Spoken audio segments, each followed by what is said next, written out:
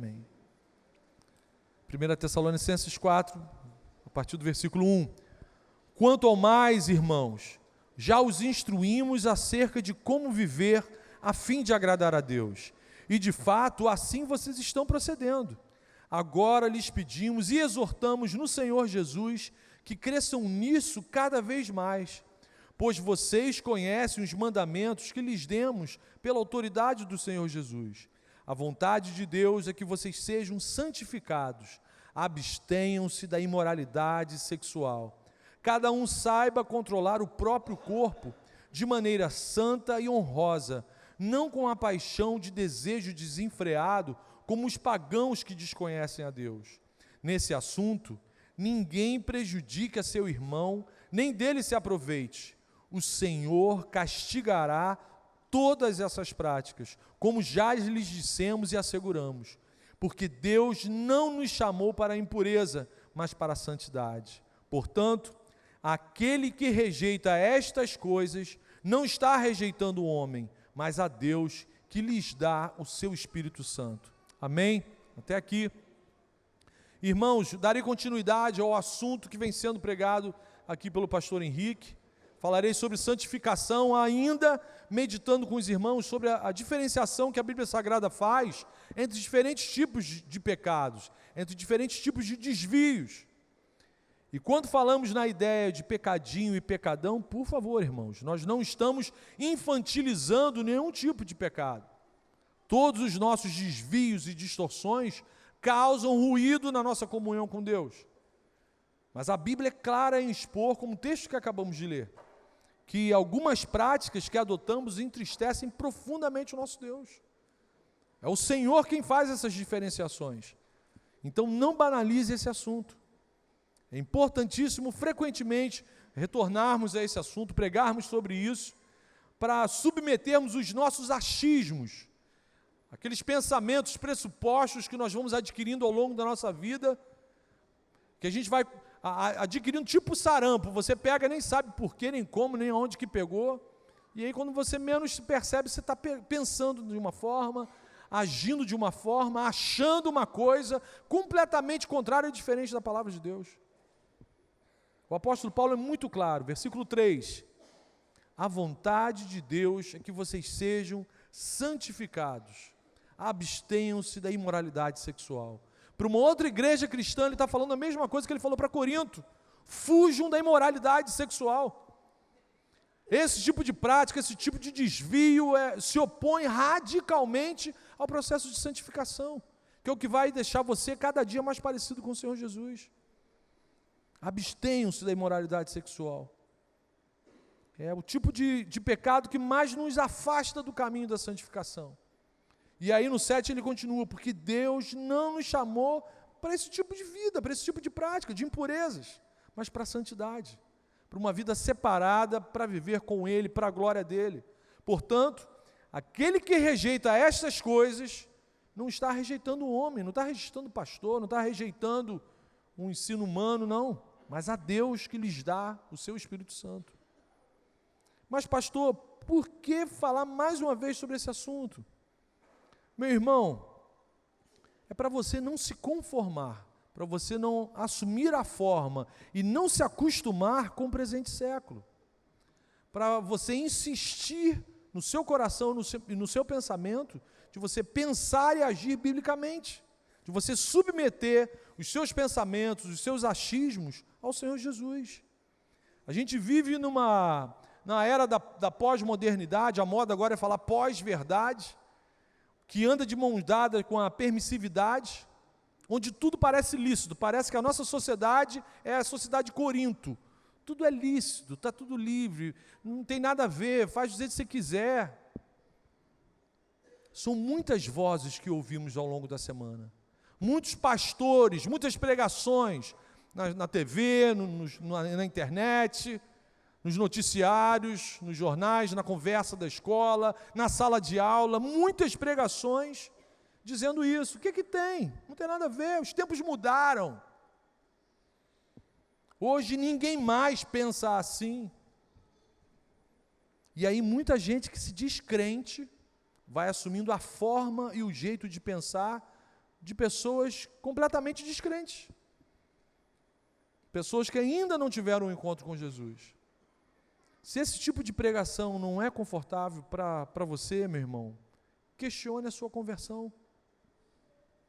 Esse ano comemoramos os 500 anos da Reforma Protestante. Estamos aqui nesse momento porque homens deram a sua vida para o resgate das Sagradas Escrituras como a única norma de conduta, de fé e de prática para a vida do ser humano. Então o nosso compromisso aqui é com a palavra de Deus, é com a Bíblia. E todo protestante assume no dia do batismo que a Bíblia Sagrada é a sua única regra de fé e de prática. Qualquer outra fonte de sabedoria, de ensino sobre a vida do ser humano, diante da Bíblia, fica sempre aquém. Paulo é até mais duro do que o pastor Marcão. Paulo fala que diante do conhecimento de Deus, diante do conhecimento da palavra de Deus, toda a ciência humana, todo o conhecimento humano, toda a academia é esterco. Meus irmãos, Jesus é a palavra encarnada, o apóstolo João falou isso. O verbo se fez carne. O evangelho é o Cristo revelado. Como não nos submetermos à palavra de Deus? Um cristão que não se submete à palavra de Deus é insubmisso a Cristo. É uma incoerência teológica. Só somos santificados porque o Espírito Santo usa a palavra para nos santificar, para nos purificar, quando somos expostos a ela como num momento como esse. E a transformação só acontece quando nós obedecemos a palavra. Tiago fala que ser ouvinte e não praticar é loucura. Então o compromisso dos pastores dessa igreja, do conselho dessa igreja é com a Bíblia Sagrada. Por favor, em respeito ao que você tem aí de temor a Deus, não diga que você é cristão, que você acredita em Jesus, se você não aceita a Bíblia Sagrada como sua única regra de fé e de prática. Porque não aceitar a Bíblia, como estou falando aqui, é não aceitar a Jesus. Você pode até dizer que ainda não compreende muita coisa, isso é lícito, isso é verdade. Você pode até dizer que se sente atraído pela pessoa de Cristo, mas que ainda não leu as Escrituras, que não compreende muita coisa das Escrituras, por isso que você está aqui. Mas baseado nos seus achismos, ou nos seus parâmetros mundanos, e falar, eu acho que isso não se aplica mais, eu acho que isso aí não é mais legal, eu acho que isso aí já caducou. Como que o pastor Marcão fica emocionado quando alguém fala, essa parte da Bíblia já caducou. Meu irmão, dá um comichão, sabe? Assim, não.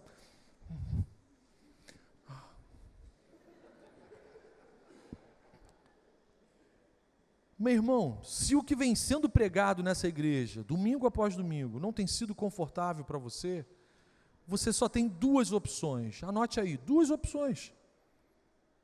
Primeira opção, converta-se a Jesus Cristo. Converta-se a Jesus Cristo. Negue-se a si mesmo. Submeta os seus achismos, os seus desejos, os seus sonhos ao senhorio de Cristo. Não seja mais dominado por desejos e sonhos equivocados. Se entregue a Jesus. Seja obediente à palavra de Deus. E testemunhe a transformação que vai acontecer na sua vida. E a segunda opção, procure uma igreja confortável. Hoje em dia, o que mais tem por aí são igrejas com teologias confortáveis. Eu não sei para que serve, mas existem. São igrejas tipo Alice no País das Maravilhas. Que maravilha, que benção. Lá vale tudo. O importante é o amor. Você pode amar do jeito que você quiser, ama do jeito que quem você quiser, o importante é o amor. Ainda faz coraçãozinho assim. Irmãos, a quem de fato amamos? A Cristo ou aos nossos desejos egoístas e equivocados? Santificação, seguir a Cristo, andar com Jesus, é uma questão de amor. João 14, 21, o Senhor Jesus falando, aquele que tem os meus mandamentos e os obedece, esse é o que me ama. Amor está de mãos dadas com obediência. Sem obediência a Jesus, ninguém ama Jesus. É tudo fanfarrão gospel. E aí Jesus é mais enfático, em Lucas 9, 23, ele diz o seguinte: Jesus dizia a todos, anote essas passagens, por favor. Jesus dizia a todos: se alguém quiser acompanhar-me, uma condicional, se alguém quiser acompanhar-me, negue-se a si mesmo, diga não para o seu egoísmo, tome diariamente a sua cruz. Na Palestina do século I, eles sabiam o que Jesus estava falando, o Império Romano ensinava isso didaticamente para as pessoas, deixavam vários corpos pendurados em cruzes ao longo da cidade. Então Jesus está falando, pega o seu egoísmo todo dia, leva ele para a pena de morte, crucifica o seu ego, os seus desejos egoístas e siga-me, obedeça-me. Esse seguir não está desassociado da obediência. Me siga do jeito que você quiser. Isso não existe no cristianismo. Esse versículo se aplica a todos os nossos problemas difíceis. A todos. A Bíblia equaliza todo mundo. Pastor, o senhor não sabe os desejos que eu tenho, esquisitos. Esse versículo se aplica aos seus problemas, meu irmão. Esse versículo nos ensina que Jesus realinha e ajuda a gente a realinhar todos os nossos problemas, os nossos afetos, as nossas emoções, os nossos pensamentos, inclusive a nossa sexualidade. Esse tome diariamente a sua cruz e siga-me é o mesmo que obedeça-me. Mas, irmãos, foram várias pregações falando desse negócio de fuja da imoralidade sexual. Será que Deus tem alguma coisa contra a nossa sexualidade? Será que Deus tem alguma coisa contra o sexo? De forma alguma, meu irmão, de forma alguma. A Bíblia revela que o sexo é santo e foi criado por um Deus santo, foi criado por Ele, é bom e foi criado para a glória dEle. Amém? Os irmãos que estão aí crescendo e multiplicando, ó, cheio de neném aí, oh glória. Essa parte da Bíblia eles entenderam, oh glória. Gênesis 1, a partir do versículo 27. Criou Deus, olha só, o primeiro capítulo da Bíblia, primeira fala de Deus com a gente. Criou Deus o homem à sua imagem. A imagem de Deus o criou. Homem e mulher os criou. Deus os abençoou e lhes disse: sejam férteis e multipliquem-se. Então esse mandamento positivo demonstra que o sexo foi criado por Deus, para a glória de Deus. Se a Bíblia fala tanto para a gente fugir da imoralidade sexual, o que não é imoralidade sexual? Qual é o padrão bíblico para a sexualidade dos seres humanos? Está em Gênesis também. Gênesis capítulo 2, Deus dá o padrão para o exercício da sexualidade humana, segundo os seus propósitos, segundo a sua vontade. Gênesis 2, a partir do versículo 18. Então o Senhor Deus declarou: não é bom que o homem esteja só, farei para ele alguém que o auxilie e lhe corresponda. Versículo 22, o Senhor Deus fez uma mulher e a trouxe a ele. Versículo 24, por essa razão o homem deixará pai e mãe e se unirá à sua mulher e eles se tornarão uma só carne. Amém? Esse é o padrão de Deus para o exercício da sexualidade humana. O relacionamento entre um homem e uma mulher no ambiente matrimonial. Deixará o homem pai e mãe, deixará o núcleo paternal, a família, a primeira célula dele, e vai constituir uma nova célula familiar. E aí sim ele vai poder desfrutar plenamente da sexualidade criada por Deus para a vida dos dois. Deus só criou dois gêneros, homem e mulher, macho e fêmea. Não existem outros gêneros.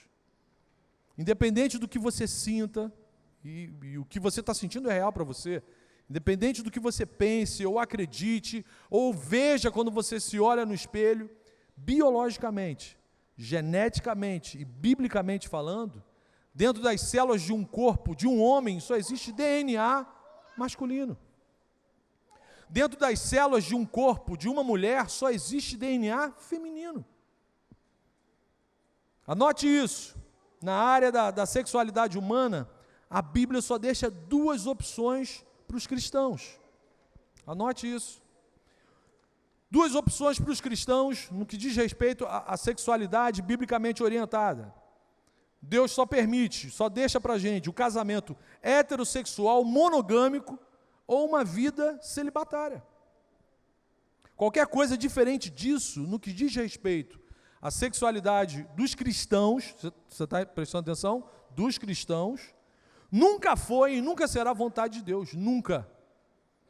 Qualquer coisa diferente de um casamento heterossexual, monogâmico, ou não quero casar, vida celibatária, vai poupar uma série de problemas, né? Tem gente que acha que casar é só para crescer e multiplicar. Vou casar, meu irmão, você vai ter filho, mas vai ter muito cabelo branco. Alguns vão perder o cabelo. Porque casamento, o objetivo principal de Deus com a instituição do casamento é a santificação. É deixar você mais parecido com Jesus. Tem gente que casa, vou casar para ser feliz. Não, você vai casar para ficar parecido com Jesus. E isso vai dar trabalho. O celibato vai dar menos trabalho. E o casamento é uma experiência terrena. No céu, na eternidade, ninguém vai se dar em casamento.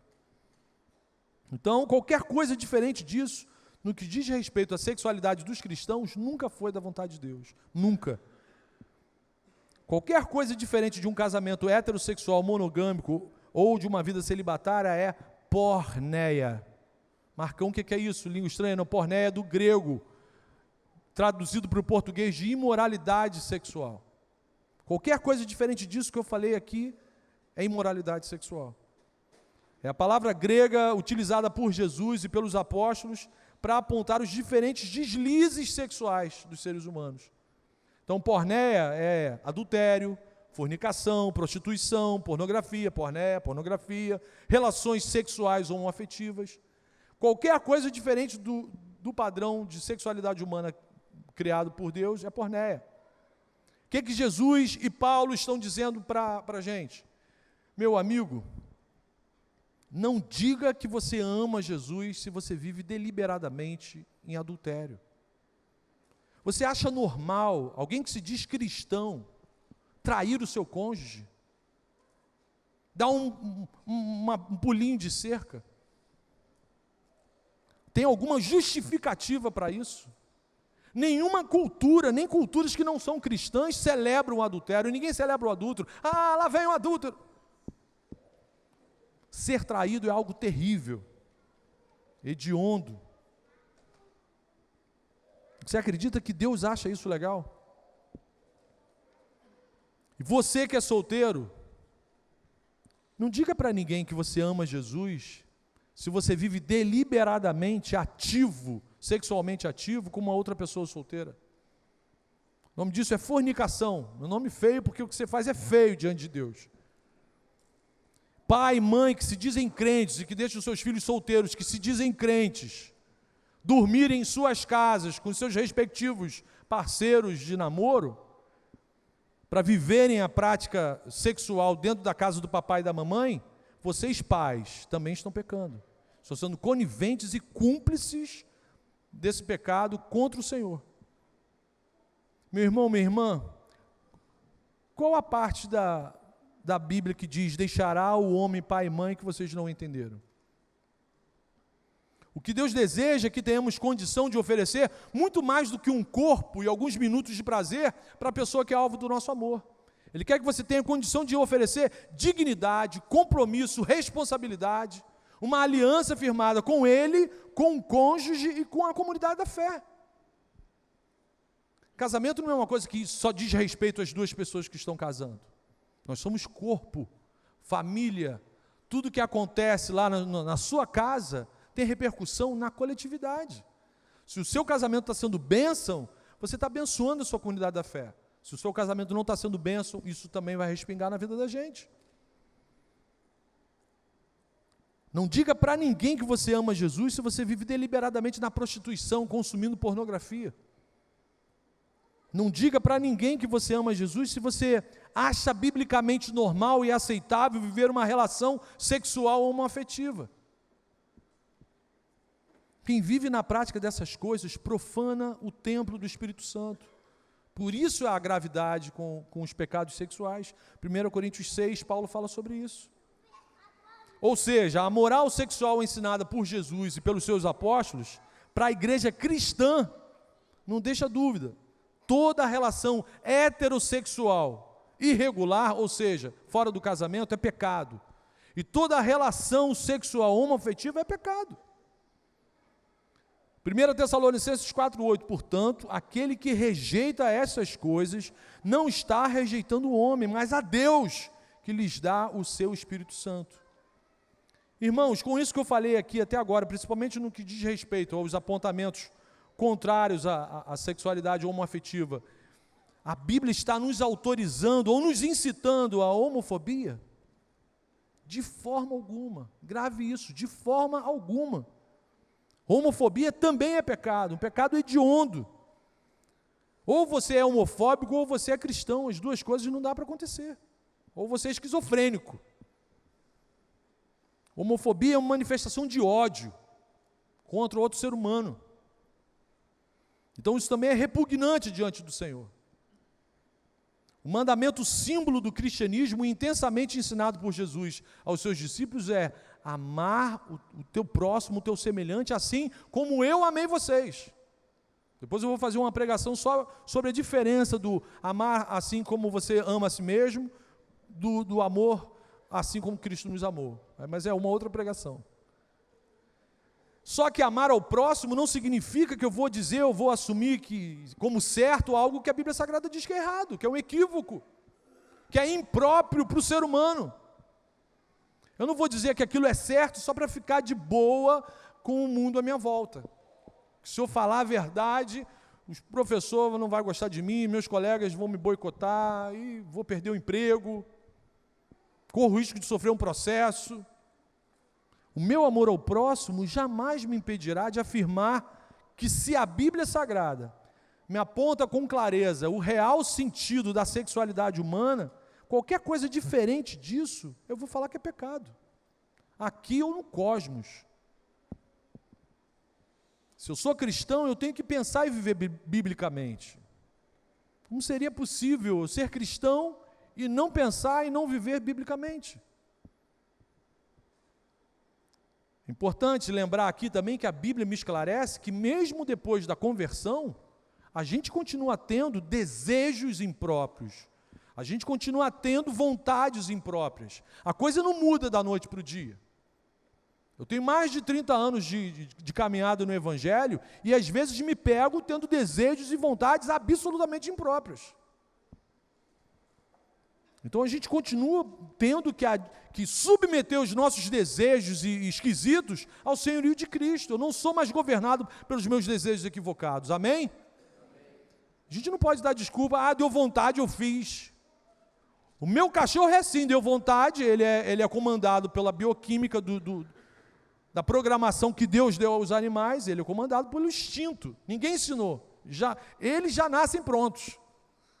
Agora, nós não somos animais, nós não somos seres irracionais movidos por instinto. Eu e você somos a imagem e semelhança de um Deus vivo, de um Deus amoroso. E quanto mais nos submetermos ao senhorio dele, mais humanos nos tornaremos. Amém? Por isso que Jesus falou, se alguém quiser me acompanhar, negue-se a si mesmo. Tome a sua cruz, siga-me. Mas pastor, Jesus não me aceita do jeito que eu sou, a gente acabou de cantar isso aqui no louvor, Jesus me aceitou do jeito que eu sou. Com certeza, e essa verdade é maravilhosa. Que terror seria se tivéssemos que mudar alguma coisa para sermos aceitos pelo Senhor Jesus. Jesus nos recebe de braços abertos do jeito que nós estivermos, glória a Deus por isso. Só que depois que Jesus nos recebe, depois que a graça dele nos abraça, depois que a gente começa a andar com ele, meu irmão, jamais seremos os mesmos, amém? Jamais serei o mesmo. Não tem como não mudar, não tem como não ser transformado. Nossa vida muda, meu irmão. Tem sido assim na vida de milhões de seres humanos há mais de 2000 anos. Jamais seremos os mesmos, jamais. Aleluia. O que Jesus falou para a mulher flagrada em adultério? Aquela rapaziada que estava aí com pedra na mão, não te condenou, também não te condeno, vá e viva do jeito que você quiser, viva, o importante é o amor, viva do jeito que você quiser. Foi isso que Jesus falou? Vá e não peques mais, muda a sua vida. Isso que você estava fazendo, não faça mais, mude a sua vida. Não viva mais do mesmo jeito. Quando somos aceitos por Jesus, Ele realinha os nossos afetos, os nossos entendimentos, os nossos sonhos, os nossos desejos e realinha a nossa sexualidade. Pode até ser que durante um tempo você continue olhando e tudo com desejo, mas em Jesus você segura Jesus e Ele te realinha. Por isso que a gente anda, né? A gente anda junto. Sozinho é impossível, mas a gente anda em família. Irmãos, essa problemática de combate às práticas sexuais impróprias não é novidade. Às vezes as pessoas pensam, eles estão falando isso porque é século XXI, todo mundo está falando isso. Meus irmãos, isso aqui é assunto corriqueiro da igreja cristã desde o século I. Por favor, abra sua Bíblia em 1 Coríntios, capítulo 6. A igreja cristã, lá nos seus primórdios, já lidava com essas questões. 1 Coríntios, capítulo 6, a partir do versículo 9.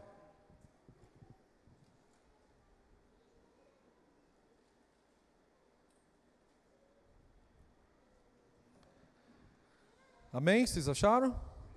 Vocês não sabem que os perversos não herdarão o reino de Deus? Não se deixem enganar. Paulo está falando isso para uma igreja cristã.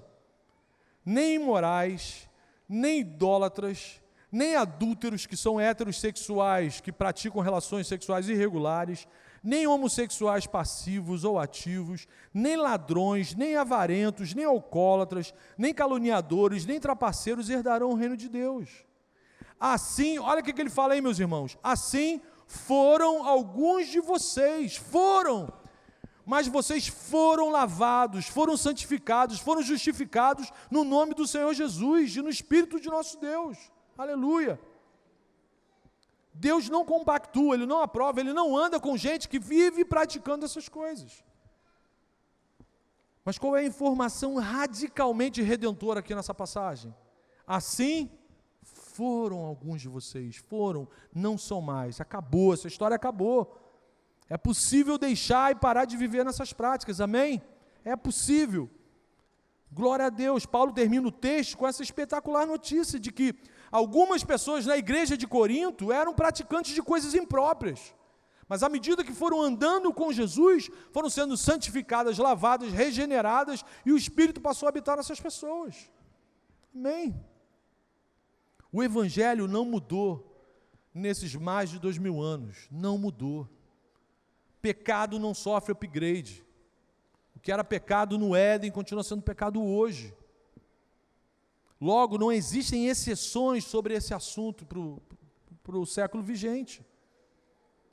Se Deus mudou os nossos irmãos lá em Corinto, Ele não pode mudar as nossas vidas hoje, aqui, agora. Mas, pastor, é muito difícil lutar contra esses desejos. Meu irmão, por isso que Jesus deixou isso registrado em Mateus 19, versículo 26. Jesus disse para a gente, para o homem é impossível, mas para Deus todas as coisas são possíveis. Aleluia, amém. Irmãos, a quem daremos ouvido? A Jesus ou ao presente século? Ou os nossos desejos? Ou os nossos achismos? A quem amaremos acima de todas as coisas? Desde o século I até o dia de hoje, pessoas que amam a Jesus, que são habitação do Espírito Santo, estão fugindo da imoralidade sexual, por intermédio do poder de Jesus Cristo. Não é por causa de pensamento positivo, de terapia, porque está tomando remédio, chicotada de pastor. Não, pastor aqui não dá chicotada em ninguém, não. Mas não é por causa do poder de Jesus Cristo. Jesus deixou as portas da graça abertas para todos os seres humanos, que se reconhecerem pecadores, que se arrependerem dos seus pecados e falar, Jesus, eu não quero mais viver desse jeito. Quem busca uma vida correta diante do Senhor é ajudado pelo Senhor. Meu irmão, minha irmã, santificação é uma questão de amor. Aquele que tem os meus mandamentos e os obedece, esse é o que me ama. Que caminho escolheremos de agora em diante? O caminho da santificação ou da acomodação e vitimização? Eu nasci assim, eu cresci assim. Você vai lutar e fugir das transgressões ou vai sucumbir e pecar? Qual a aplicação prática que o texto que nós lemos aponta para a gente? 1 Tessalonicenses 4, versículo 3 diz lá, a vontade de Deus é que vocês sejam santificados. Qual a aplicação? O que você vai fazer? Abstenham-se da imoralidade sexual. Como que a gente coloca isso em prática? Através do poder de Jesus Cristo. O Espírito Santo nos capacita a vivermos em santidade, a vivermos separados para Ele. Em Jesus eu não sou mais vítima do meu passado nem das minhas tentações. Por isso que Ele ensinou a gente a orar. Não nos deixes cair em tentações. Em Jesus, nossa vida, os nossos desejos podem ser diferentes, meus irmãos. Amém. Você vai se pegar pensando coisas boas, desejando coisas boas, orando por coisas boas. Você é templo do Espírito Santo, tome posse dessa esperança, meu irmão. Tome posse dessa esperança. E aí, para a gente terminar, para a gente concluir, sabe o que pode acontecer? Sabe o que vai acontecer comigo, com vocês, se a gente colocar isso tudo em prática? Salmo 119, os 2 primeiros versículos, é a resposta ali profética para a gente. Como são felizes os que andam conforme a lei do Senhor. Como são felizes os que obedecem aos seus estatutos e de todo o coração o buscam. Amém, amém. Você pode agradecer a Deus? Feche seus olhos, vamos orar.